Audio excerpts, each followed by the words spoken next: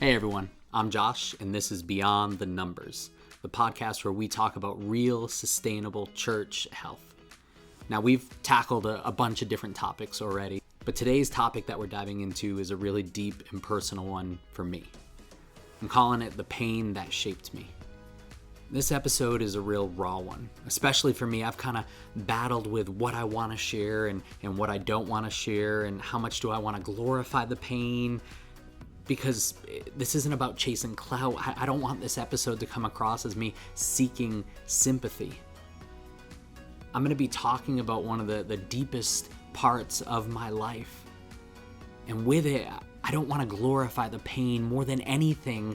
I want you folks to realize what I have, and that is that no bit of pain, no circumstance that we've ever gone through, no tear that has been shed is ever wasted when we give them to God. So today we're going to ask the tough question. How do you lead in the midst of pain? How do you continue to push through ministry-wise when your story still aches from the suffering that you've been going through? So let's sit back, have a conversation as we go beyond the numbers.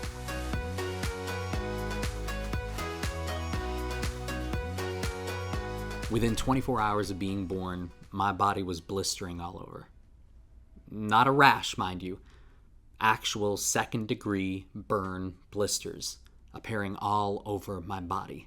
Intense pain as a little newborn infant. I was diagnosed with Epidermolysis Bullosa Simplex. I realize that's a really, really big word, but we just call it EBS for short.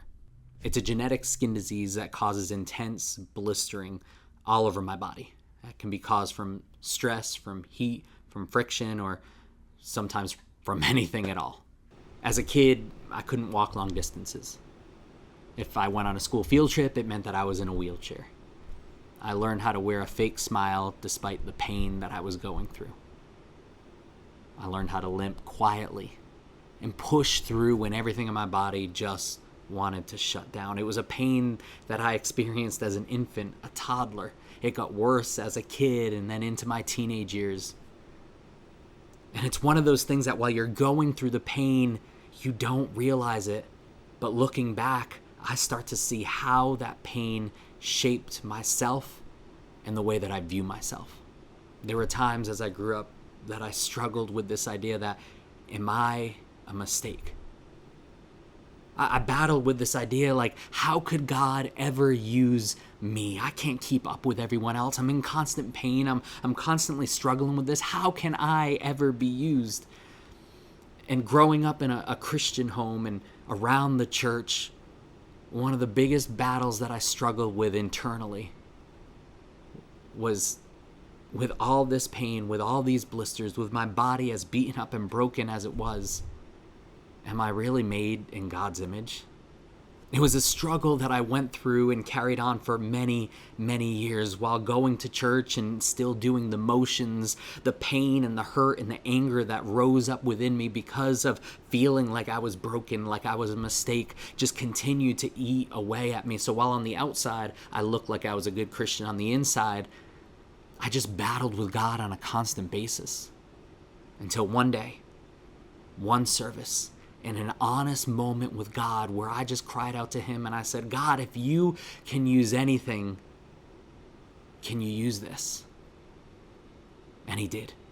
Let me tell you, pain is something that everyone can identify with. Pain goes beyond social classes. It goes beyond language barriers. It goes beyond age gaps and ranges. People know and understand pain no matter the level. Pain is universal. But with the pain and it being universal, one of the universal temptations for us is to let that pain define us. I want to talk to you about something that I've seen not only in myself, but in a lot of leaders as well. And that is when your wounds start to become your whole story. Or instead of seeing yourself as called, you see yourself as cursed. For me, the lie was, I'm the broken one.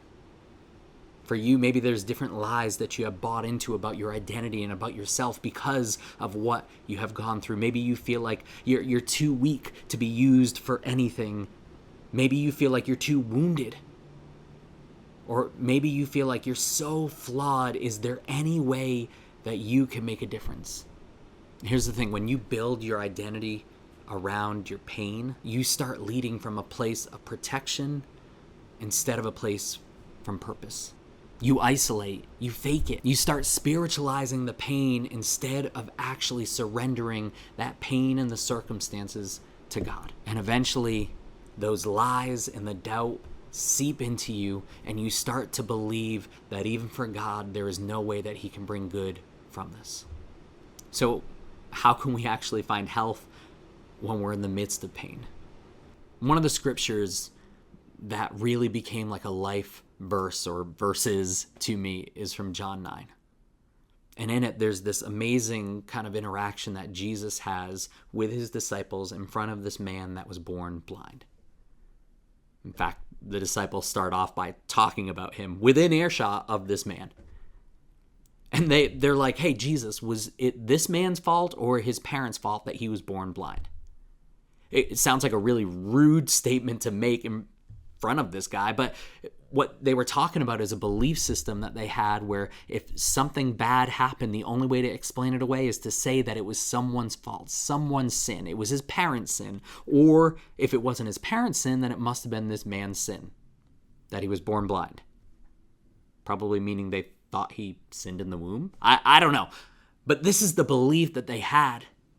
In fact, I don't think that belief has completely gone away. I know that there are some churches that try to explain away bad things by saying, well, if these bad things are happening to you, it must be something you did to tick off God. Now, I realize sometimes we dig our own holes, but for someone born with an affliction to say that, that's just not true. In fact, there are many of us that maybe we've actually internalized that. The pain, the suffering, the circumstances that we are going through, that we were born into or whatever, we start internalizing that and thinking, well, I must have done something wrong. Or we battle with, what did I do, God, to deserve this happening to me? And yet, Jesus didn't let their statements just kind of fall on deaf ears. Instead, he addressed it in the most amazing way. He said it wasn't their sins that this man was born this way. He was born this way so that the glory of God may be manifested in his life. In essence, this happened so that the works of God could be shown through this man. When I read that and understood that, it changed the way that I view my life and the circumstances that I go through in this life. I wasn't born as a mistake. Instead, I was born to be a miracle of God. And please hear me. If you have gone through struggles, if you have gone through pain, if you are in the midst of walking through it and you've believed any of those same lies that I believed, then hear me when I say, according to Jesus in John 9, you may be just like that man that was born blind. You might have been born in a way to show how great God is. Let me be clear. Healing doesn't always mean a miracle cure. Here I am, pushing well over 40, and I still blister. I still am in almost like constant pain. Different levels, and I can manage it. And there are times after trips or whatever that I have some issues walking that I have to push through. But my pain doesn't define me anymore. And can I tell you what? That is a bigger and deeper healing than anything that could have happened on my skin surface. See, health isn't about being pain-free.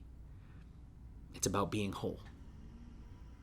It's about letting God speak over your story instead of letting that pain and that suffering define your story. So what does health look like in the face of pain? It means letting God name you instead of letting the suffering name you.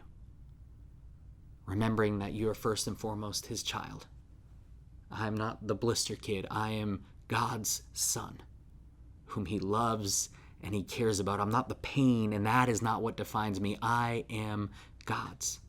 Health also looks like stopping The whole idea of pretending to be okay. That whole wearing the fake smile, pushing through a limp. We think it makes us tough, but more than anything, it closes us off from everyone else. It means to let other people in when we're struggling with stuff, when we're hurting. Health also looks like allowing our story to speak into others instead of isolating ourselves. Kind of like that man that was born blind, letting our pain and what we've gone through not be wasted, not closing ourselves off, but using it as a story to show how great God is.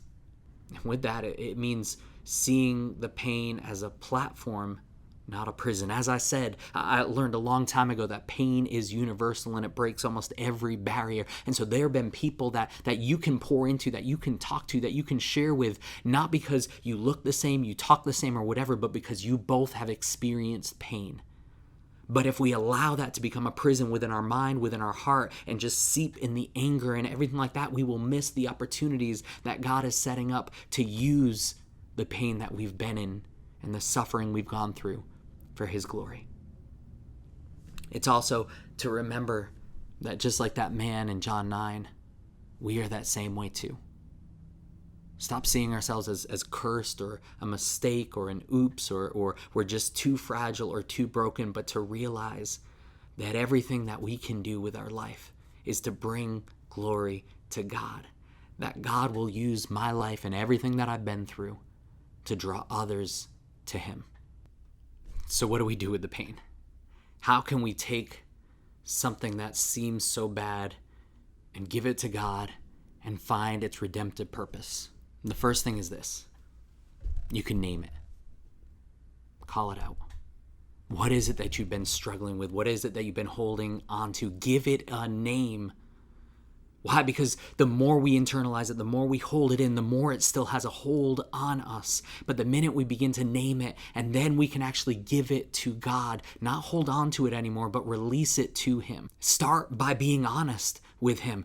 God, this is the pain that I've struggled with. These are the questions that I have. You don't know how many times we hold on to that anger or deep-seated questions, and it eats away at our faith because we've never actually vocalized it to God. Start by naming it. The second thing is don't rush the healing. It takes a process. I've worked with teenagers for a long time, and I remember there'd be some times that like parents would expect huge life-shaking situations that their teens have gone through to be over and done with and them have processed all those emotions within like 2 days. And that's just not the case. I know we are the ones that we're sick one day and then we want to hop out of bed and do everything else the next day. And that's fine. But realize what you've been through, it takes time to process that healing and to allow God to do the work. Sometimes we try to rush Him too fast. You got to realize no matter what it is, there is going to be a process for that healing.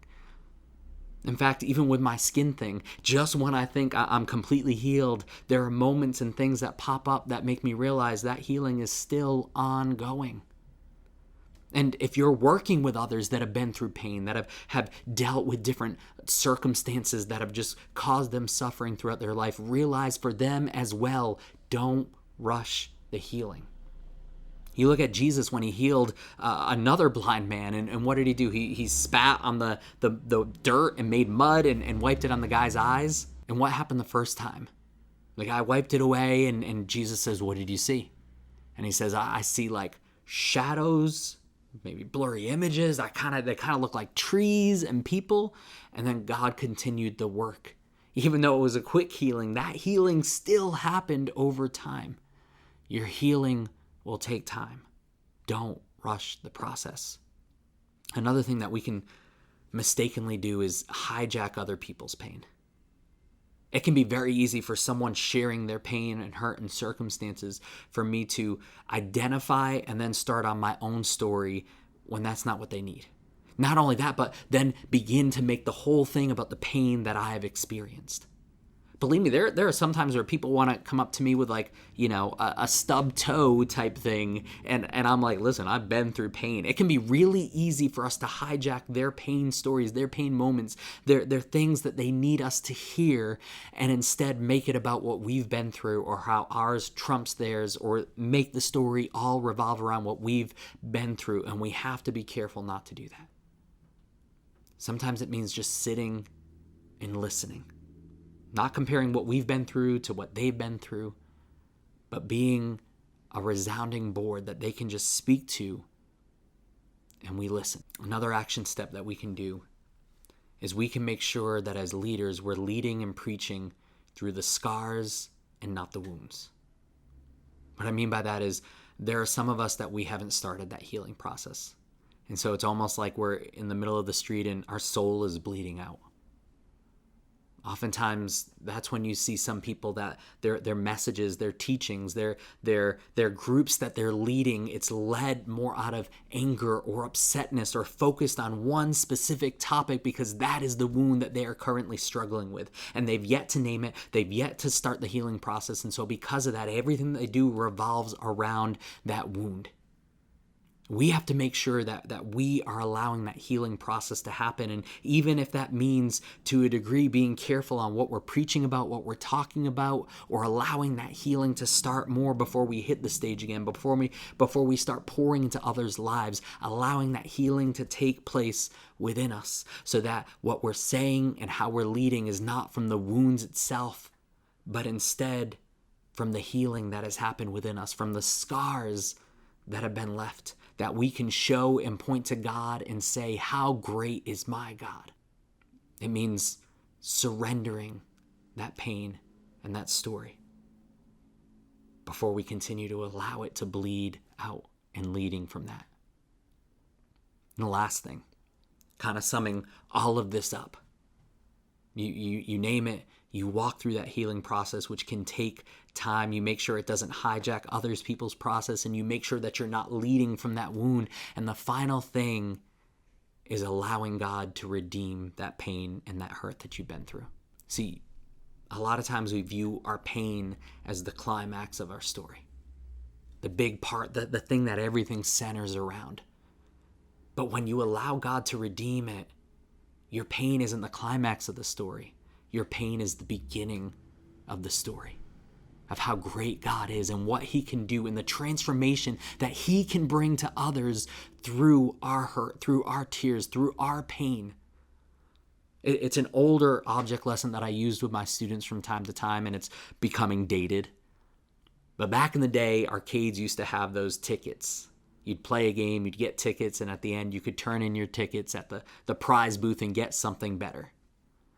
Now, the thing is that on their own, those tickets are just pieces of paper with a little coloring on it.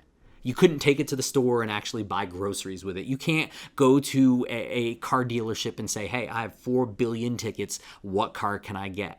On its own, it's a scrap of paper that's worth nothing. But when you're at the arcade, you can take it up to the prize window and redeem that nothing for something better. And in the same way, it's so important to realize our pain, our hurt, and everything like that, without ever surrendering it to God, without ever giving it to him, there's not a whole lot that it can be redeemed for.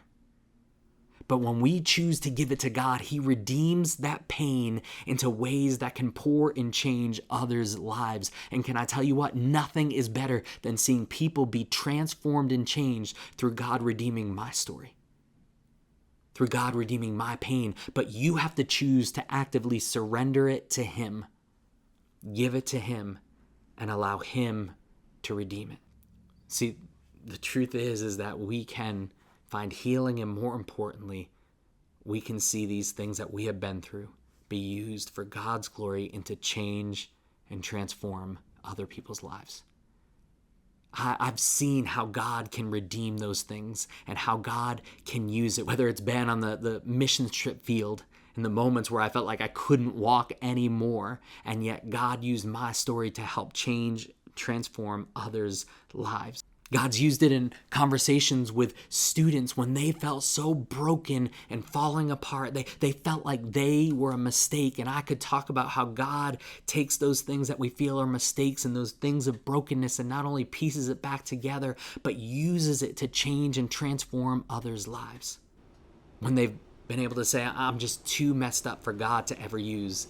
And I can share with them, I get it, but you're not. Healing is there, but as I said, it's a process. And for me, part of that healing process, it came back around in a way that I didn't expect. See, not too long ago, my youngest daughter was born and inherited my skin disorder. And suddenly everything that I thought healed was rising back up within me. I felt like I broke her, like it was my fault.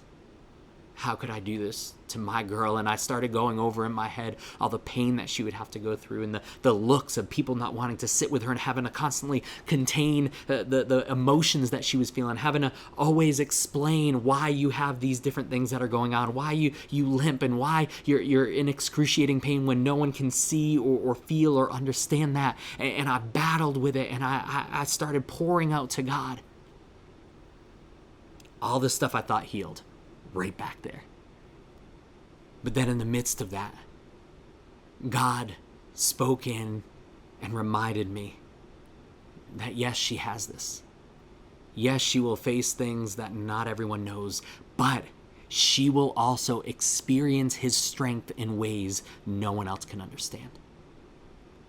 He also reminded me that I can stand alongside of her and remind her when she struggles with her identity or what these things are and why she was born with it. I can use my story and speak into her life and share with her how God is her creator and that he is the one that defines her, not these blisters. I can share with her who she is because I discovered who I am in God. Whatever your pain is, God can redeem it. And he can use it for things greater than you could have ever imagined. But it takes time. It's a process. And we have to choose to heal and surrender it to God. But realize that he's not done with your story. I want to close today by reading a verse that is, again, another life verse for me. But it comes from 2 Corinthians 12. And it's when Paul was dealing with his own issues, his own thorn. And this is what he said in verse 8. 3 different times I begged the Lord to take it away.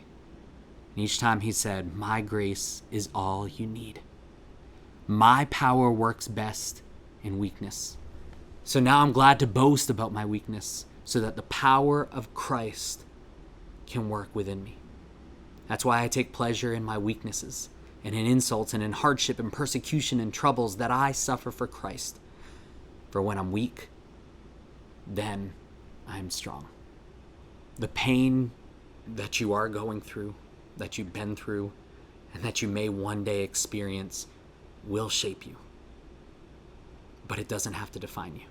When we surrender it to Jesus, he doesn't just heal it. See, the amazing thing is it goes beyond healing, and he actually uses it to save, to redeem, to pour out into others' lives so that we can see transformation happen within them. I really appreciate you guys letting me share my story.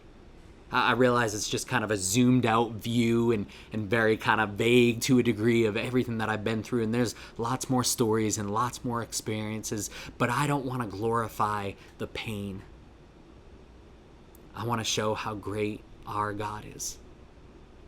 So thank you for being able to listen and letting me share all that I've been through and that all that I've experienced, but most importantly, all of God's redemptive power. I pray that after listening to this, if you've experienced anything like that within your life, that it gives you permission to start that healing process. And more importantly, it gives you permission to give it to God and find that what he redeems it for is so much better than what we went through.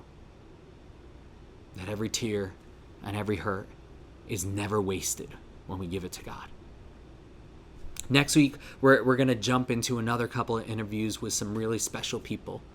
that have experienced that same type of story. The circumstances may look different, but they've walked through a level of suffering, of hurt, of illnesses and of trauma, and more than anything, they've given it to God and not only found his healing power, but more than that, they found his redemptive work. So we're going to talk and hear how great God was in their lives and how their hurt and pain was redeemed for something even better. It's going to be an episode that I really don't want you guys to miss. Until then, I want to challenge you, don't hide your story. Let God redeem it for something even better.